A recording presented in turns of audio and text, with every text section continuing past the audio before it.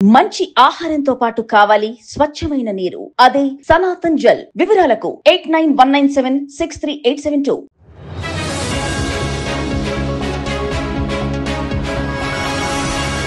గాంధీ భవన్లో ఈరోజు ఏఐసిసి అదేవిధంగా పిఏసి సమావేశం ఉదయం 10 గంటల నుంచి కూడా కంటిన్యూగా సమావేశాలు జరుగుతున్నాయి. ఎందుకంటే గతంలో కూడా సమావేశాలు జరిగాయి. ఒక క్రమశిక్షణ కమిటీ అంటూ అదేవిధంగా పార్టీలో ఇంటర్నల్గా ఇష్యూస్ ఉన్నాయని చెప్పేసి తరచుగా సమావేశాలు జరుగుతున్నాయి. నేరుగా జాతీయ అధ్యక్షుడైనటువంటి మల్లికార్జున్ ఖర్గే ఈరోజు సభలో అయితే మాట్లాడబోతున్నారు. మరి ఏ విషయాలు మాట్లాడబోతున్నారు, ఈ వరుస సమావేశాలు దేనికోసం అనే విషయాలను అధికార ప్రతినిధి అయినటువంటి ఇంద్ర శోభన్ గారు ఉన్నారు. మేడం చెప్పండి, నిజంగా 100 సంవత్సరాల చరిత్ర కలిగినటువంటి పార్టీ కాంగ్రెస్ పార్టీ. ఎందుకంటే క్రమశిక్షణకు మారుపేరు కాంగ్రెస్ పార్టీ అంటారు. అట్లాంటి కాంగ్రెస్ పార్టీలో ఇంటర్నల్గా ఎందుకు ఇష్యూస్ రేజ్ అవుతున్నాయి? ఇంటర్నల్గా ఇష్యూస్ జరగలేదే. ఇవాళ ఖర్గే గారు ఈ రాష్ట్రానికి వచ్చారు. 6 నెలల నుంచి జై బాపు, జై సంవిధాన్, జై భీమ్ అనే ఒక కార్యక్రమాన్ని సీరియస్గా క్షేత్రస్థాయిలో భారతీయ జనతా పార్టీ చేసేటువంటి కాన్స్టిట్యూషన్ ఏ విధంగా అనగదొక్కుతుంది, ఏ విధంగా ప్రజల యొక్క హక్కులను కాలరాస్తుంది, ఇలాంటి అంశాల పట్ల ప్రజలను అవేర్ చేయడం కోసము, అలాగే పార్లమెంటు సాక్షిగా అమిత్ షా గారు జై బాపు అని 10 సార్లు మాట్లాడినట్లయితే, ఎవరైతే మన యొక్క జై భీమ్ అనే దానిని 10 సార్లు పదే మాట్లాడితే, ఇదే నామస్మరణాన్ని శివనామస్మరణం చేస్తే ఇంకా బాగుంటుందేమని ఒక కించపరిచినటువంటి వ్యక్తిగా ఆ రోజు కాంగ్రెస్ పార్టీ ఒక నినాదం తీసుకుంది. దానిని 6 నెలల తర్వాత ఖర్గే గారు ఈ రాష్ట్రంలో ఉన్నటువంటి గ్రామస్థాయి అధ్యక్షులను, జిల్లా అధ్యక్షులను, అలాగే మండల అధ్యక్షులని, పార్టీ ముఖ్య కార్యకర్తలను ఉద్దేశించి ముఖాముఖిగా ఒక కుటుంబ సభ్యుల యొక్క ప్రోగ్రామ్ని ఇవాళ చేయబోతుంది. సో ఈ కార్యక్రమానికి ఎల్బీ స్టేడియంలో 4 గంటలకు జరగబోతున్నది. ఇంకా ఈ దేశంలో మనం ఏం చేయాలి, ఏం జరగాలి, భారతీయ జనతా పార్టీ చేసే వాటి కుట్ర కుతంత్రాలను ఏ విధంగా మనము ఈ సమాజం ముందు పెట్టాలి అనే దానికి చాలా క్లారిటీగా ఇవాళ కాంగ్రెస్ పార్టీ ఉన్నది. సో ఇక పార్టీ అన్నప్పుడు రకరకాలుగా మనుషులు ఉంటారు, రకరకాలు ఉంటాయి. బట్ కానీ అల్టిమేట్గా ప్రజలకి మనం ఏం చేస్తున్నాం అన్నది ఇంపార్టెంట్. సో కాంగ్రెస్ పార్టీ ఎప్పుడూ కూడా కింది వర్గాల కోసం, పేద ప్రజల కోసం, వాటి ఇచ్చిన మాట కోసం కట్టుబడి ఉండడం కోసం తన ప్రయత్నం ఎప్పుడూ చేస్తుంటుంది. కానీ సామాజిక న్యాయ సమరబేరి ఈరోజు మనం అంటే సభలో ప్రధాన అంశం. మరి సామాజిక న్యాయం గురించి గత కొన్ని రోజులుగా కూడా అటు బీసీ సంఘాలకు సంబంధించి కావచ్చు, అదేవిధంగా 42% రిజర్వేషన్కి సంబంధించి కావచ్చు, కామారెడ్డి డిక్లరేషన్కి సంబంధించి కావచ్చు, అనేక రకాలుగా కూడా ఇక్కడ వినతులు తీసుకొని వస్తున్నారు. వాళ్ళకి సరైనటువంటి కనీసం వాళ్ళ ఏదైతే రిప్రజెంటేషన్ తీసుకోవడానికి కూడా అధికారులు కొంత వెనుక ముందు అడవలసినటువంటి పరిస్థితి ఎందుకు ఏర్పడింది అంటారు? ఇక్కడ సామాజిక న్యాయం అనేటువంటి లైన్ తీసుకున్నప్పుడు ఈ రాష్ట్రంలో ఎస్సీ వర్గీకరణ కాంగ్రెస్ పార్టీ చేసింది. సుప్రీంకోర్టు జడ్జిమెంట్ వచ్చిన తర్వాత ఈ దేశంలో ఏ రాష్ట్రం కూడా ఎస్సీ వర్గీకరణ చేయలే, కానీ కాంగ్రెస్ పార్టీ చేసింది. అంటే కాంగ్రెస్కి ఎస్సీల పట్ల ఎంత చిత్తశుద్ధి ఉందో అర్థమైంది. రెండవది, బీసీలకు సంబంధించినటువంటి కులగణన చేసి 42% స్థానికంగా ఇస్తామని చెప్పి అసెంబ్లీ పెట్టి చట్టబద్ధత చేసి ఒక ఎంపీరికల్ డేటాను వాళ్ళ ముందు పెట్టి ఇవాళ గవర్నర్కి బిల్లును పంపించి పాస్ చేయించి రాష్ట్రపతికి పంపించింది. ఇది నాకున్న చిత్తశుద్ధి. సో నేను ఇచ్చిన మాట నిలబెట్టుకున్నట్టే కదా. ఇక్కడ సామాజిక న్యాయం బీసీలకు రావాలనే కదా, సామాజికంగా, ఆర్థికంగా, రాజకీయంగా ప్రజలు ఎదగాలనే కదా పార్టీ ఆలోచించి ఇవన్నీ చేసింది. సో టెక్నికల్గా చట్టబద్ధంగా నాకు రావాల్సినటువంటిది రావాలని చెప్పేసి చట్టబద్ధత కల్పించింది. ఊకే మాట వరుసకి నీకు హామీ ఇచ్చాను చేస్తానని చేతులు దులుపుకోలే ఇక్కడ. సో ప్రాక్టికల్గా దాన్ని ఇంప్లిమెంట్ చేయడం కోసము తన పని తను చేసింది. మరి అలాంటప్పుడు ఇక్కడ కాంగ్రెస్ తప్ప మిగతా పార్టీ ఎవరు చేశారు సామాజిక న్యాయం గురించి చెప్పండి. ఈ రాష్ట్రంలో ఉన్నటువంటి పార్టీలో కాంగ్రెస్ ప్రెసిడెంట్ ఎవరు? బీసీ. ఇవాళ బీజేపీ ప్రెసిడెంట్ ఎవరు? బనియా. ఇవాళ టీఆర్ఎస్ ప్రెసిడెంట్ ఎవరు? ఒక వెలమ సామాజిక వర్గము. మరి ఇంకా ఈ రాష్ట్రంలో సామాజిక న్యాయం బతికిందంటే ఎవరి ద్వారా బతికింది? కాంగ్రెస్ ద్వారానే బతికిందని చెప్పాలి కదా. కాబట్టి చేయలేనటువంటి వాళ్ళు మమ్మల్ని మాట్లాడే నైతిక హక్కు లేదు. మీరు పోరాటం, గీరాటం, రాస్తారోకలు, రైలు రోకలు, ఇంకేమన్నా చేయాల్సి లేఖలు, ఇంకేమన్నా రాయాల్సి వస్తే భారతీయ జనతా పార్టీ పైన చేయాలి తప్ప కాంగ్రెస్ పార్టీ పైన కాదు.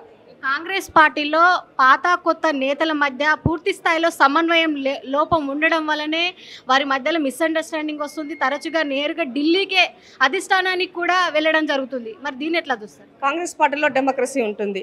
ఎవరిపైన ఏదైనా మాట్లాడొచ్చు, ఎవరికైనా చెప్పొచ్చు. అల్టిమేట్గా ఇది ఒకప్పుడు బహిరంగంగా ఉండేది. బట్ ఇప్పుడు 4 గోళ్ల మధ్య మాత్రమే వాళ్ళ యొక్క ఏ కుటుంబంలో అయినా కలహాలు ఉంటాయి, ఏ పార్టీలైనా కలహాలు ఉంటాయి.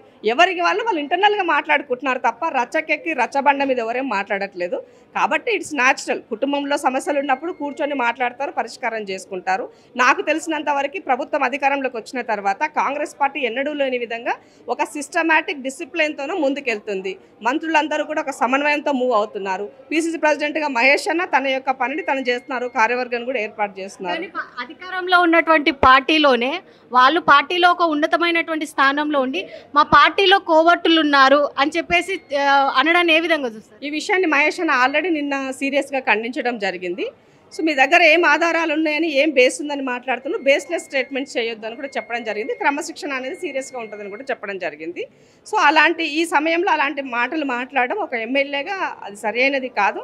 ఇఫ్ తన దగ్గర ఏదైనా ఉంటే పార్టీ ప్రెసిడెంట్గా తన ముందు పెట్టి మాట్లాడితే బాగుంటుంది. కాబట్టి మనం నలుగురిలో పలచన కాకుండా ఉండాలంటే మనం స్టేట్మెంట్ చేసేటప్పుడు చాలా జాగ్రత్తగా చేయాల్సిన అవసరం. కాంగ్రెస్ పార్టీలో చాలా మంది మహిళలు ఉన్నారు, అందులో మంత్రులు ఉన్నారు, ఎమ్మెల్యేలు ఉన్నారు, అదేవిధంగా కార్పొరేషన్ చైర్పర్సన్స్ ఉన్నారు.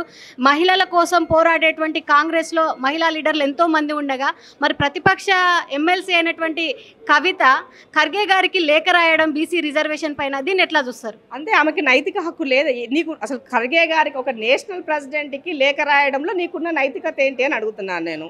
ఉమ్మడి ఆంధ్రప్రదేశ్లో 33%. ఎందుకంటే ఇప్పుడు అధికార పక్షంలో ఉన్నటువంటి మహిళలు 42% రిజర్వేషన్ కోసం వాళ్ళు పోరాటం చేయడం లేదు. మహిళల పట్ల వాళ్ళకు సానుకూలత లేదు, మహిళల పట్ల వివక్ష చూస్తున్నారు, కేవలం వాళ్ళ పదవుల కోసం చూసుకుంటున్నారని చెప్పేసి కొన్ని విమర్శలు వస్తున్నాయి. దాన్ని ఎట్లా ఖండిస్తారు? ఆమె రాసింది బీసీలకు సంబంధించి 42%. నేను ఇందాక అదే చెప్పిన. చేసేటటువంటి కాంగ్రెస్ పైన ఆమె లేఖలు రాస్తే ఆమె యొక్క అజ్ఞానం అనాలా, లేదంటే ఆమె రాజకీయ ఉనికి కోసం చేస్తున్నదా అర్థమైపోతుంది. ఇవాళ కాంగ్రెస్ పార్టీ బీసీలకు కట్టుబడి కదా చట్టం చేసి పంపించింది. మరి బీజేపీ కదా చేయాల్సింది ఆ విషయంలో. అసలు ఇవి మాట్లాడడానికి బీసీల గురించి మాట్లాడే నైతిక హక్కు ఈమెకి ఏముందని అడుగుతున్నాను నేను. ఫస్ట్ ఆఫ్ ఆల్ ఉమ్మడి ఆంధ్రప్రదేశ్లో 33% కాంగ్రెస్ పార్టీ చేసింది. మీ అయ్యా 22% చేస్తే ఎందుకు మాట్లాడాలి ఆ రోజు? నేను నోరేడవయ్యింది. నువ్వు బీసీల రిప్రజెంటేటివా? ఏ బీసీ అని వచ్చి అడిగిందా? పోనీ మాలాంటి వాళ్ళం వచ్చి నేను అడిగినామా నాయకత్వం వహించమని? బీసీలకి చాలా ఎక్కువ మాట్లాడుతుంది ఆమె. లిక్కర్ కేసు నుంచి, లిక్కర్ దందా నుంచి బయటపడడం కోసం ఇలాంటి ఇష్యూస్ ఎత్తుకొని నిన్న ఎక్కడ మర్చిపోతారో జనం అని చెప్పేసి అన్న ఆధిపత్య పోరు కోసమే ఆమె రాజకీయం తప్ప ఎట్టి పరిస్థితుల్లో మా పట్ల చిత్తశుద్ధి లేదు, మా కోసం ఆమె పోరాటం చేయాల్సినటువంటి అవసరం లేదు. ఖర్గే గారికి లేఖ రాసే నైతిక హక్కు అంతకన్నా లేదు. నువ్వు బీఆర్ఎస్ నుంచి రాసావా? బీఆర్ఎస్ నుంచి రాస్తే వాట్ ఈస్ యువర్ స్టాండ్ అని అడుగుతున్నాను నేను. మీ అయ్యే స్టాండ్ ఏంటి? మీ అయ్యని ప్రెసిడెంట్ చేయమని చెప్పేసింది. ఫస్ట్ మీ అయ్య దగ్గర మార్పు మొదలుపెట్టు, అప్పుడు మాట్లాడి వింటాం మేము. అది ఏమి చేయకుండా ఇవాళ మేము చేస్తాము, మాట్లాడతాము, నాకు నోరుంది కదా, మైక్ ఉంది కదా, లేఖలు రాయని కలం ఉంది కదా అంటే ఎట్లా? అది కాదు కదా. దోచుకొని దాచుకున్న డబ్బున్నది కార్యక్రమాలు చేస్తానంటే ఊరుకోవడానికి ఎవరు సిద్ధంగా లేరు. ఈ రోజు నేరుగా మల్లికార్జున్ ఖర్గేని బీసీ సంఘాల అధ్యక్షుడైనటువంటి జాజుల శ్రీనివాస్ గౌడ్ కలవడం జరిగింది, విషయాన్ని చర్చించడం జరిగింది. ఎందుకంటే ఆయన ఇందాకే ఒక విషయం చెప్పడం జరిగింది, మల్లికార్జున ఖర్గే తోటి నేను కొన్ని నిమిషాల పాటు మాట్లాడాను, మా విషయాలన్నీ చర్చించాను, ఆయన గనక ఈ మాకు కావాల్సినటువంటి రిజర్వేషన్ అమలు చేయకపోతే వచ్చేటువంటి లోకల్ బాడీ ఎలక్షన్లో మా సత్తా ఏంటో చూపిస్తామని చెప్పేసి ఒక మాట అనడం జరిగింది. దీన్ని ఏ విధంగా చూస్తారు? ఈ రాష్ట్రంలో ఒక బీసీ నాయకత్వం ఉన్నటువంటి బీసీ లీడర్షిప్లో జాజుల చిన్న చాలా స్ట్రాంగ్గా పనిచేస్తున్నారు. కాబట్టి ఇక్కడ సీనన్న పలు సందర్భాల్లో ముఖ్యమంత్రి గారిని కలిశారు, బిల్లు పెట్టినాక కూడా ముఖ్యమంత్రి గారిని కలిశారు. కాబట్టి మా నాయకత్వాన్ని కవిత చేతిలో పెట్టడానికి ఎవరు సిద్ధంగా లేరని మరీ స్పష్టం చేస్తున్నా. సో ఖర్గే గారిని కలిశారంటే ఒకవేళ కేంద్ర ప్రభుత్వం బిల్లు చేయనట్లయితే రాష్ట్రంలో పార్టీ పరంగా 42% చేస్తామని రేవంత్ అని చెప్పినారు. కాబట్టి ఆ 42% చేయడానికి మిగతా పార్టీలు సిద్ధంగా ఉన్నాయా లేదా వాళ్ళు ఆలోచించుకోవాల్సిన అవసరం ఉంది. ఇవాళ ఈ రాష్ట్రంలో ఉన్న బీజేపీ కేంద్రం పైన ఒత్తిడి చేయండి. ఎన్నడూ లేని విధంగా బీసీలకు అవకాశం వచ్చే పరిస్థితి ఉన్నప్పుడు దానికి అడ్డుకట్ట వేయడం కోసము కుట్రలు కుతంత్రాలు చేయకుండా 9th షెడ్యూల్లో పెట్టమని చెప్పి ఒత్తిడి చేయండి అని డిమాండ్ చేస్తున్నాం.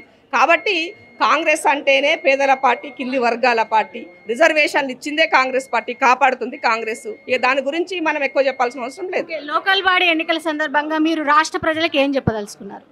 సో లోకల్ బాడీ ఎలక్షన్కి ఒకటే చెప్పదలుచుకున్నాను, క్షేత్రస్థాయిలో ఎన్నడూ లేని విధంగా పేదలకి సన్నబియ్యం, త్వరలో రేపు 14వ తారీఖు నాడు రేషన్ కార్డ్స్, ఇందిరమ్మ ఇండ్లు, అలాగే భూమి ఉన్నటువంటి భూ వివాదాలను భూభారతి ద్వారా పరిష్కార దిశ, నిరుద్యోగ యువతకు ఉద్యోగాలు, ఇవన్నీ కూడా కాంగ్రెస్ పార్టీ చేస్తుంది, మొదలు పెడుతుంది, కొనసాగుతుంది. కాబట్టి లీడర్లంతా కూడా అప్రమత్తంగా ఉండి కాంగ్రెస్ పార్టీ నాయకులంతా కూడా క్షేత్రస్థాయిలో ప్రభుత్వ పథకాలు ఏ విధంగా వెళ్తున్నాయి, ఎవరికి వెళ్తలేవు, ఎందుకు వెళ్ళట్లేవు, వీటన్నిటి కూడా పర్యవేక్షణ చేయాల్సిన అవసరం ఉన్నది. వాటిని ఎప్పటికప్పుడు కూడా పీసీసీ దృష్టిలో పెడుతూ జరగకపోతే ఎందుకు జరగలేదని చెప్పేసి మాట్లాడినట్లయితే పీసీసీ గారు ముఖ్యమంత్రి గారితో మాట్లాడతారు. తప్పకుండా రాబోయే రోజుల్లో స్థానిక సంస్థలన్నీ కూడా కాంగ్రెస్ పార్టీ కైవసం చేసుకుంటుంది. వచ్చేటువంటి లోకల్ బాడీ ఎలక్షన్లో మాత్రం క్షేత్రస్థాయిలో అంటే రాష్ట్రానికి సంబంధించినటువంటి ప్రతి అధికారులు కార్యకర్తల నుంచి మంత్రుల వరకు కూడా క్షేత్రస్థాయిలో పర్యటన చేయాలి. సంక్షేమం అభివృద్ధి దిశగా కూడా అడుగు వేయడం జరిగింది ప్రభుత్వం. ఈ ప్రభుత్వ పథకాలు ప్రజలకు ఎంతవరకు చేరుతున్నాయనే విషయాన్ని కూడా టీపీసీసీ అధికార దృష్టికి తీసుకురావాలని చెప్తున్నారు కాంగ్రెస్ అధికార ప్రతినిధి ఇందిరా శోభన్. వీడియో జర్నలిస్ట్ రంజిత్తో రాణి, గాంధీ భవన్.